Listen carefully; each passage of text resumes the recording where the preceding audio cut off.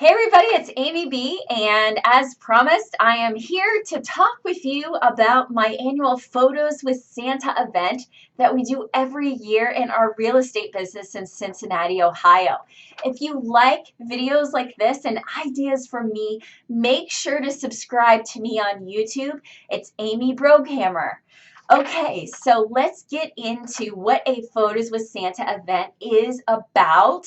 And if you go to the page that I put down below, you will get a copy of this amazing Photos with Santa checklist. It's got things to do, shopping list, and how to invite and what to do with the photos. So we'll talk a little bit more about that today, but just make sure you click the link down in the show notes and you will get a copy of that checklist. And I'm excited to share this with you. So, Photos with Santa. I have been doing this event. This year will be 11 years. 11 years, Photo with Santa. And it has been the best thing I've ever done for my business. When you do something for 11 years, it shows that you're consistent, that they can count on you, that you're responsible.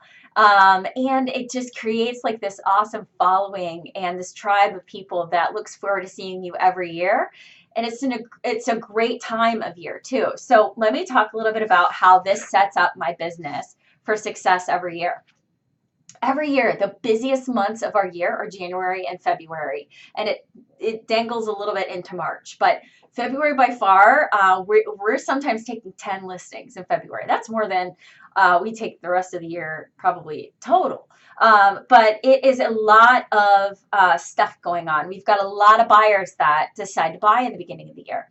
I don't know if it's just weird or if it's because we are communicating with our people right now in November. We're communicating with them in December. We're following up in January, and we're staying top of mind over and over and over again with them through the holidays. Now, guess what?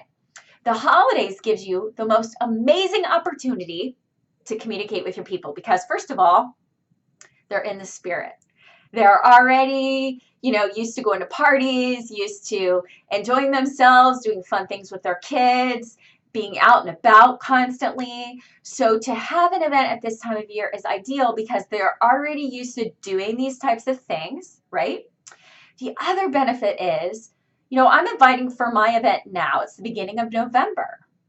Very easy to invite, and you know what? The event I usually do the first Saturday in December, so after Thanksgiving. Guess why I do that?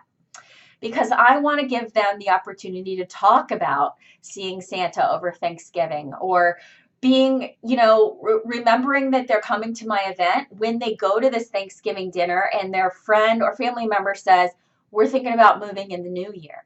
Because I'm top of mind. They remember, oh yeah, we're going to Amy's Santa thing. Maybe we should connect this person that's thinking about moving with Amy. I can't be sure, but I can tell you that every year we have an amazing January and February.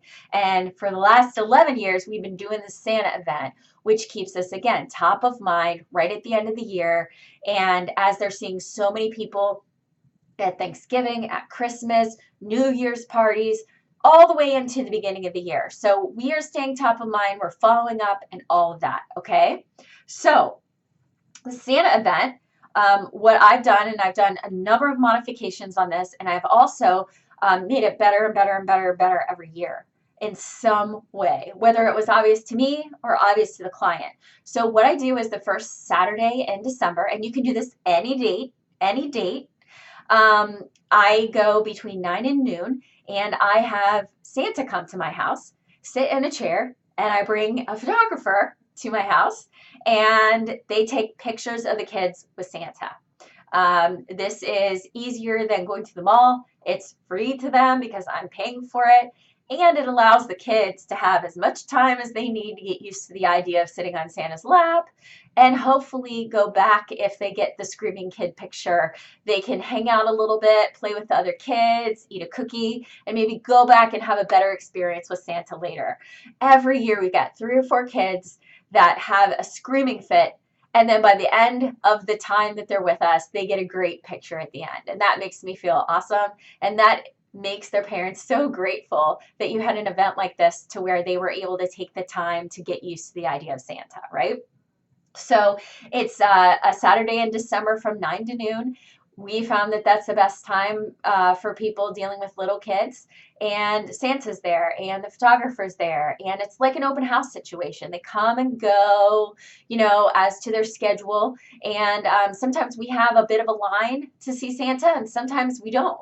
So it just depends. I've had the event before at a country club. I've had the event before at like a condo complex clubhouse.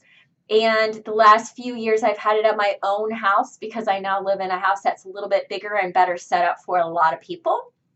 I really like having it at my house because I think it creates a certain level of intimacy, that you're inviting your clients into your own home, when they're used to inviting you into their home. And it also eliminates one venue from being booked or whatever. You know that you've got your house available, so you don't have to worry about lining up dates with that. You'll have to line up dates, with the Santa Claus, and you'll have to line up dates with a photographer. I usually do that in as far advance as I can, just so that I don't have to move things around too much, because my clients just have expected the first Saturday in December every year for the last 11 years. That doesn't mean that you need to do it then. Again, keep it simple and go with the flow. There's plenty of time for you to still get this going. You can even set up an event like this in a matter of a week, and still have a tremendous success. You don't have to have Santa Claus there. You can just take professional photos, family photos, set up a background wherever you're having it, or don't do photos at all and just do ice cream and donuts and cookies, and do a craft and a coloring contest, and just have people out. But here's the thing about an event, and I tell people this all the time: the beauty, the benefit, the magic is in the invitation. The invitation is everything. Everything. So the invitation is what you send to people to invite them, right? But more importantly, let's look at the invitation. This is my invitation for this year. My name and logo is on here. So they know that, hey, Amy, the realtor, is inviting us to something. And it's value add. It's fun. I thought of them. I thought to invite them. I took the time to send them the invitation. So how do we invite for the Santa event? Well, this is an image of what the card looks like that I'm going to send them in the mail. I'm going to send them a card, kind of like I send for my listings. And it's just this trifold card with my business logo on the back. And if you're interested in getting cards like these and sending out the invitations like I do, I'm going to put a link to my account below. And if you click on there and you decide to join the Send Out Cards community, I will help you through getting this together. This is one that I sent last year. This was my invitation last year. And this is just on like a postcard type thing with the information on the back. So this is what I sent last year. I like to invite people to an event in a multimedia atmosphere or a multimedia use. So I think about my A clients, the clients that are most important to me. I have about 30 of them. They give me referrals. They want me to succeed. I know that if they knew somebody, they would recommend me, and they do at least once a year. So my A clients are 30 people. And so what I do is I mail something to those 30 people. And then I create my card as a simple image, and I text those 30 people. I also will send them a message on Messenger for those 30 people. I may call those 30 people. But here's the thing that you cannot do. When you communicate with everyone, you communicate with no one. So I'm going to tell you that the biggest thing that you need to take away from this is that the invitation is the most important part of this process. It's not the event, it's the invitation. And that you invite people one-on-one, no matter how long it takes. No matter if it takes you 5 hours to invite 100 people one-on-one, that is the single best use of your time. Okay? One-on-one. And I would suggest do it more than one-on-one. Do it more than just inviting them one-on-one. Also send the card. Also text them the message. As many ways as you can. I also send out a video email with the invitation. And so I'm hitting them in every different direction so that they know that I want them to come to this event. And they know I want them to come to this event because I take the time out to make sure that I connect with them individually and say, hey, I hope you got this Santa event. I would love to have your kids come. Can you make it? Okay, here's a bonus. Boom, bonus idea. This year, this card that I'm sending, it's going to the kids. The kids' names are on the card, and it says, I hope you can come to my house and sit down with Santa, tell him all the things that you want to do, and we're going to have cookies and donuts, and I can't wait to see you. To the kids. They're going to bring their parents to the event, not the other way around. That's a bonus right there, guys. So that's how you invite. You need to have your logo on here. You guys, I have just started digging into Canva. I love Canva. I created this on Canva. And then I made you guys an awesome checklist that you can download with the link below. And I made this on Canva. Really easy to use, really easy to make. These images and these invitations, super simple. So it's not about how many people come to the event. It's not. If you invited 300 people to your event, one-on-one, I guarantee you will get referrals or business opportunities from engaging with those 300 people on text to invite them to the event. Okay? Then when you follow up or you send the mail, you're going to get people to RSVP and or they're going to see it and say, oh yeah, I meant to call Amy and tell her that my neighbor is thinking about moving and she needs to get in communication with them. Top of mind, has nothing to do with the event. They will call you because you reminded them of something, right? Email comes through. I have had people respond months after an event to an event invitation with a lead. Like in March, they'll be like, oh, Amy, I meant to tell you that my colleague at work is moving and they want you to call them about selling their house. And they're responding to my Christmas invitation that I sent out in November, right? People keep these things. Trust me on this, okay? The gold is in the invitation. You can communicate with 300 people by an invitation, but only 50 or 60 are going to actually come to the event. That's icing on the cake when they come to the event. Then you can have that one-on-one conversation and you can expand your relationship with them even more when they're at the event, right? But you can still get business and you can still further a relationship by just inviting them to a fun thing that has nothing to do with buying or selling real estate. You're staying top of mind. Now, here's how you plus for this. You have an event quarterly so that you're staying top of mind quarterly and you're inviting them to things that are fun and fit their lifestyle. And now you're top of mind quarterly, not just in November and December. That's how you keep your referral-based business going through the whole year and you stay top of mind and in front of them, right? And guess what? Some of these people might say, hey, would you mind if I invite my neighbors? I think they would really enjoy this. And who knows, they might be a great fit for you one day. Yes, thank you for the suggestion. Bring your neighbors, right? Grow your real estate family with this. This is a great opportunity, right? Other things about, let's look at this checklist here. So you have to pick a date. It doesn't matter what the date is. You don't even have to do photos with Santa. If you want to just have a hot chocolate and donut morning at a local donuts place and invite your clients because maybe it's not a kid-focused thing, then do that. You're still creating the top of mind awareness around the holidays, right? Still doing that, which is great. You're going to need to find either a Santa Claus.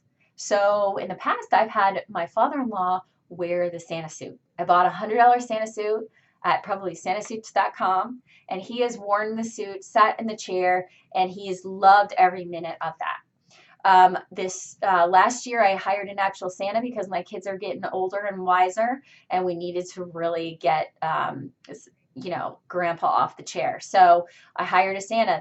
That adds an element of extra expense. But you don't have to do that. You can find somebody that will wear the suit and sit there. You got to book a photographer. The photographer has to understand that this is a Santa photos, and they're going to be probably sitting across from Santa and taking just a bunch of family photos all day, and that should be fine with them. You got to book a venue. So are you going to do it at your house? Are you going to do it at your clubhouse? Where are you going to do it? Make sure that the venue is available. The problem with Photos with Santa venues is that everybody's having Christmas parties. So don't think that the event or the venue that you're going to book is going to be open. That's how I started having it at my house, because the places that I wanted to have it were booked and I didn't want to change the date. So I just said, okay, I'm having it at my house, and it allows me to get my Christmas decorating done sooner, and it's all done and out of the way, and it's just a great experience for the clients. The other thing is you have to order the food. So are you having donuts? I usually have these donut holes from this local bakery, and they're so good. They taste like cake balls. They're so good. So I order the donuts from the local bakery, and then I also order these beautiful cookies that you'll see when you request this checklist. It's on the landing page that you'll see the cookies that I have. And what I do is I wrap up individual cookies, and Santa gives an individual cookie to each kid when they sit on his lap. And then we also have platters of the cookies out. So really all I'm serving are donut holes, which are small for the kids. And here's what happens. The kids take one bite and they walk away. So have small bite-sized things. Even the cookies are small.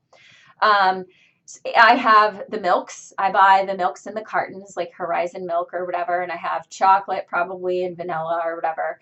And then I also have coffee. So I pick a local coffee place, and I get their holiday blend, and we have coffee available. And I just so happen to have a huge coffee mug collection, so I get to use it all on that day, and we're able to serve over 100 people coffee all morning long, and it's a great experience. I do actually also hire help. I hire one person. It's traditionally been my the nanny that I used to have, or a babysitter that is fully capable, knows the kitchen well, knows how to make coffee, all of that. They come for the 3 hours, and they keep the coffee going. They keep the kitchen cleaned out. They keep everything stocked. They, you know, help the people get their coffee. They help the kids open their containers, all of that, so that I'm not doing that.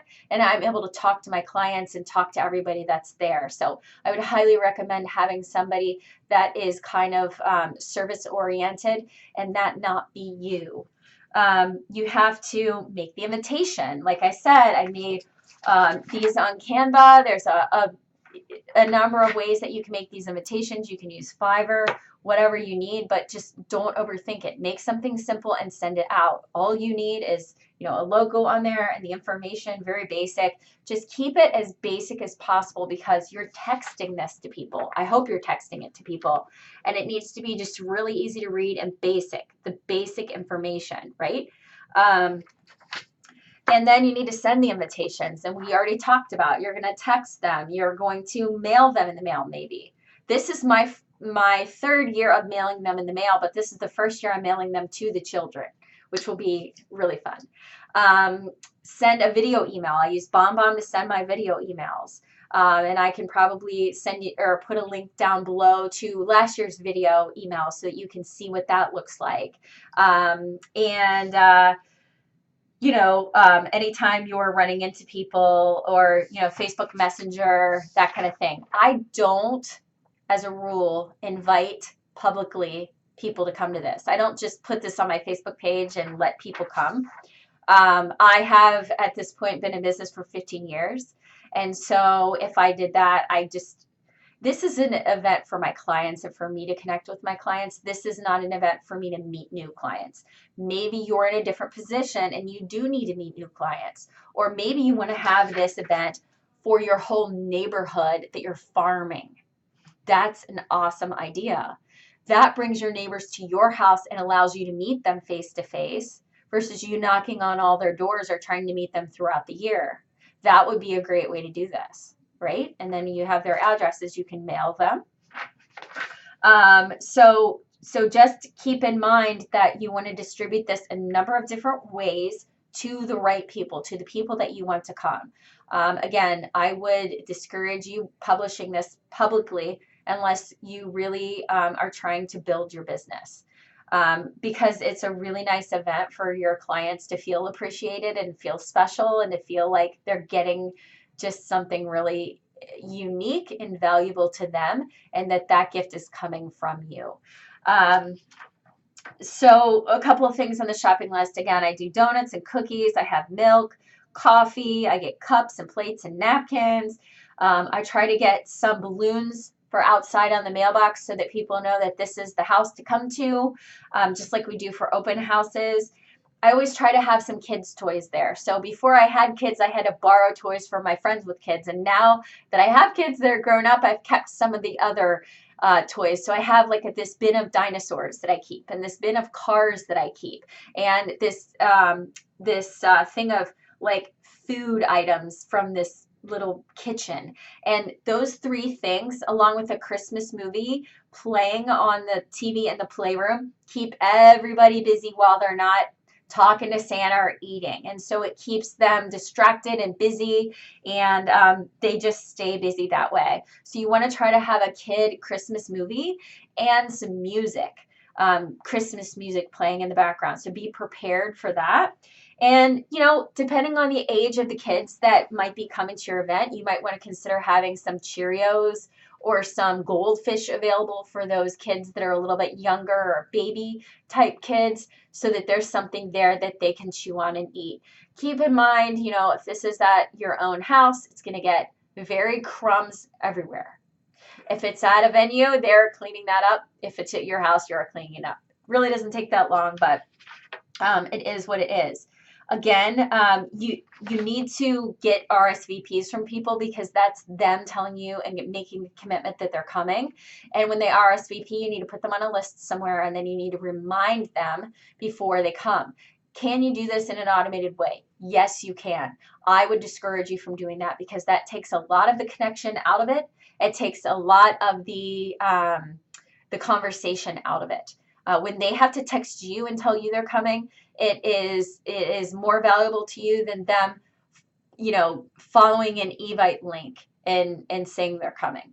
It's just colder to do it that way. It definitely is automated, but this event, the purpose of the event is for you to connect and have conversations and talk to your clients, to appreciate them, and to give them the opportunity to interact with you, build a relationship with you. You can't build a relationship on Evite. You can build a relationship on text, on the phone, on email. Okay? So the more automated you make this, the less special it feels to your clients, and the less they feel like you actually want them there. You just want as many people as possible there. So really think about how it feels to receive an individual invitation to something, and to have somebody call you and say, I'd really like for you to come. I want to see you. I want to see the kids, versus just sending something without any follow-up of any kind. You wonder, were they just sending this to me? Did I end up on a list? Are they serious? You know, all of that. Just make them feel like part of the family, if that's what you want, is a relationship-based business. Okay? Now, photos. Here's a trick on photos. My photographer knows that I want these photos turned around pretty quickly. So sometimes I pay extra to get them by Sunday night, so that I can post them on Monday. I always post them during the week or on a weekday, because you get a lot of traction on Facebook. So here's what we do. I have my photographer give me two versions of the photos. One version is a version that has my logo on all the photos. So down in the corner, there's an Amy B logo. Okay? That's the version that I post to Facebook. And now, thank God, Facebook has the tagging thing where it automatically tags people when it recognizes their faces. And so let's say my friend Jennifer Blatz comes with her kids, and then I post that up on Facebook. Then Jennifer Blatz is going to get tagged in that photo, and my logo's on there. So anybody that's friends with Jennifer Blatz or family with Jennifer Blatz is going to see her awesome Christmas photo with her family, and they're also going to see my logo. Okay, so that's how you can penetrate friends, family, people like that from their own feed. and you can grow it that way, your business that way, and your online presence that way. It's a fantastic way to do it. I also get the photos done without the logo. And what I do with that is I put together an online like page where they can go and download the non-logo photos. So what I'll do is I'll just look through the photos and I'll say, okay, Jennifer Blatz was there. I'm going to send her either an email or a text, and I'm going to say, hey, here's the link to get your photo without the logo if you want to use it for your Christmas card or whatever. Let me know if you need anything else. And then they have the link and they can download whatever photos they want of their own family. You can also take it a step further and just send them their photos. However, my photographer takes a lot of candids, and the way that my business is, so many people refer other people, and so when they come that day, they already know so many people and they're catching up with their friends, that if I just send them their family photos, a lot of times they'll say, hey, I want to see everybody else's too. So I just give them all the photos that they can look through because they're friends with a lot of those people through just having a relationship with all of these people. So I would encourage you to do that and just share the non-logo version with the people. And I wait a couple days, maybe until Wednesday, to share with them that non-logo version so that the logo version has a chance to circulate on Facebook for a couple of days. Otherwise, they'll put the non-logo version on there and then you won't have that connectivity back to you. So that's a really smart way to do it. And again, you know, this is setting you up. You have so many different avenues to connect and use this and capitalize on this and keep following up and send a thank you note with their picture on it. So I use this this photo service. It's called Send Out Cards, and you're able to send cards out to people with their own picture. So for example, and I should have brought a Christmas one, but this is a card that I sent to a client of mine. Her daughter and her both graduated. She got a master's program and she graduated from kindergarten on this day. So what I could be doing is after the Christmas thing, I could put their Christmas photo on the front, and then maybe they have a couple of kid photos in here, and I could thank them for coming here, and then guess what? My information's on the back. So that's a follow-up card, right? After the event. Or maybe I would send a New Year's card with their Christmas picture on it, and it says Happy New Year. Look forward to connecting with you throughout the year at our different events, or things like that. So there's a million different ways to do this and to pull it through. If you want this checklist, go below to the show notes and click on, it'll take you to a landing page where you can download it. If you want more information about the cards, go below. I'll put my Send Out Cards link. And if you want to sign up, I will personally help you through getting this put together. If you like these videos, please subscribe to me on YouTube, because I'm going to be doing these through YouTube more, and you will know for sure when they come out right away. If you subscribe to me instead of trying to find these on Facebook and the different groups that they might be in. Again, my focus is on building relationship-based businesses. I can tell you that I've been doing Photos with Santa for 11 years. I've been in business for 15 years. Every year we do around 50 transactions, or about 12 million in sales.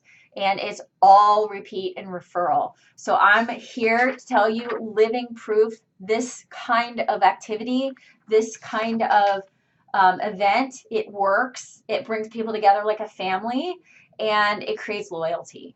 And that's what you need if you're going to build a referral-based business and a relationship-based business. It doesn't necessarily happen overnight, but as they see that you're consistent, responsible, reliable, that will give them confidence to refer you, and confidence in knowing that you run a successful and strong and consistent business that they want to be a part of and they want to tell their friends about.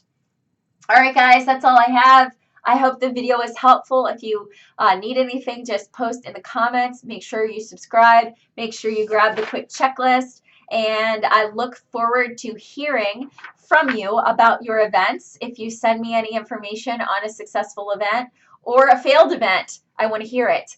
reach out to me on Facebook and tell me what's going on, and I'd love to celebrate you and or help you get to the next level. Have a great day and Merry Christmas.